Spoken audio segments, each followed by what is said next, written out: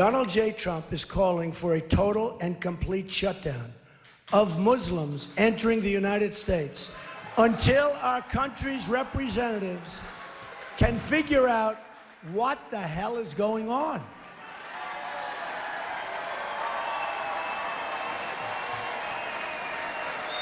You have no choice. We have no choice.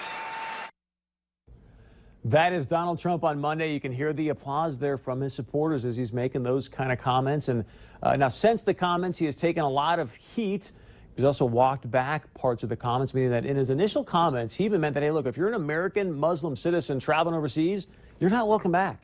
He has since changed that stance a bit, saying, okay, if you're an American Muslim in the armed services or a tourist, yes, you are welcome back to the United States. And I say, you know what, thank goodness, because he's not completely shredding the Constitution. And you got to admit this, people right now across the country, they're scared about what's happening in the world. You can feel the tenseness. You can feel the fear. It's palatable, in my opinion. And today, Donald Trump said, look, he's just simply doing what FDR did to the Japanese or the Italians or the Germans when we were at war with them in World War II. In my opinion, internment camps and refusing boats of Jewish people, not necessarily a bright spot in our history. And here's what I want to get at tonight. We need to do something. Something has got to change in this strategy. I think it's pretty evident there's a cancer taking place in the Islamic religion that supports killing infidels in order to create a global caliphate.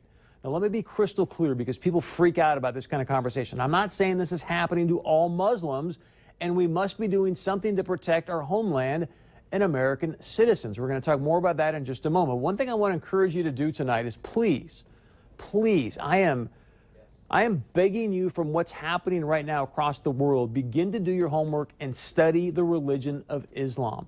Read this book. Figure out what is going on here. Go straight to the source of what these people are reading to kill in the name of Allah. Because some people out there that understand this a lot better than I do are going to tell you, hey, what ISIS is doing, they're just simply following what's in this book, the Quran. Some people are going to say that what ISIS is doing is simply what the Prophet Muhammad did after he went from Medina to Mecca.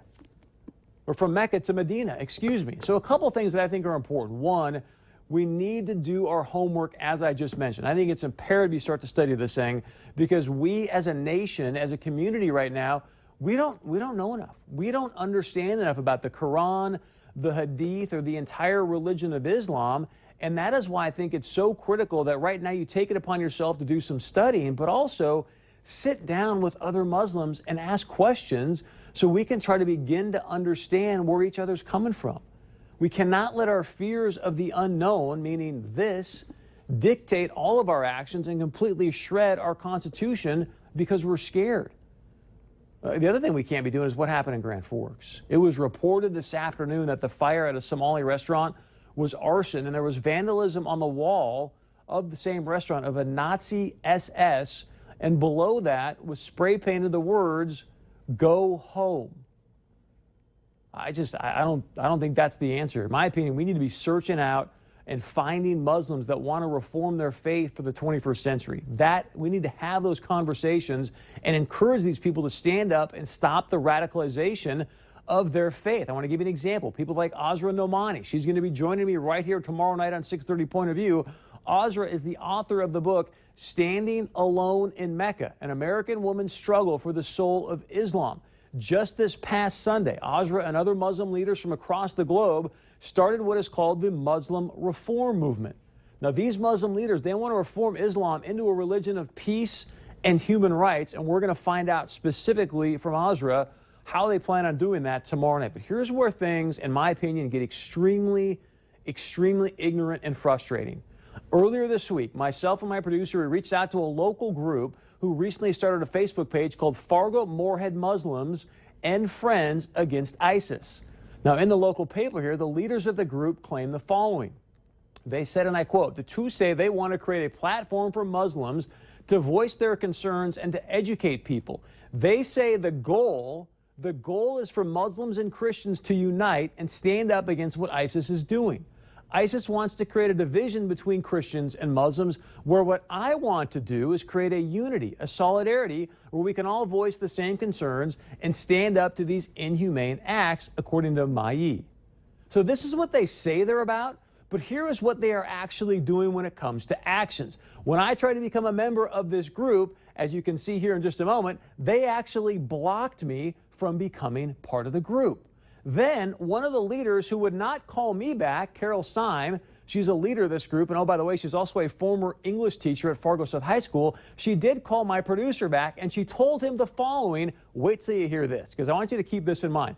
This is a group whose stated mission is to educate people and unite Muslims and Christians, yet Carol Syme said that she went out, she talked to Shinwar Mai, who's the other leader of this group. This is what she said to the producer. She goes on to say they will not come on this show because they believe that I am too conservative and they would not feel comfortable showing up on the show. Then my producer asked her, hey, how about this? Can Chris at least talk to Shinwar on the phone? She wouldn't even have us do that. So the exact thing they claim that they're fighting for, they're exacerbating by not coming on this show. And honestly, in my eyes, since they think that I'm such an ignorant, knuckle-dragging conservative, it seems pretty obvious that don't you think I should be one of the first people they're talking to? It's easy to sit there and talk to people that you agree with all day long. The question is, what are you going to do to really change the hearts and minds of people out there if you're just talking to people that agree with you? That doesn't change anything. This is what I want to be crystal clear about tonight. Shinwar and Carol, you should be embarrassed about not coming on this show. You either stand up for what you claim you stand up for on your Facebook page or take the thing down.